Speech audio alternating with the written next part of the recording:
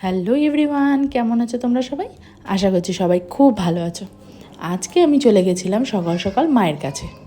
সেখান থেকে বিকেলবেলা চলে গেছিলাম বোনের বাড়ি। দেখো, আমার ছেলে রাস্তায় যেতে যেতেই ঘুমিয়ে পড়েছে। বোনকে দেখে অবশ্য উঠে পড়েছিল। যাই হোক, বোনও রেডি ফেডি হয়ে আমরা সবাই মিলে বেরিয়ে পড়লাম। আবার এই একটু টুকটাক কেনাকাটার কিছু আছে, তো সেখানেই যাচ্ছি।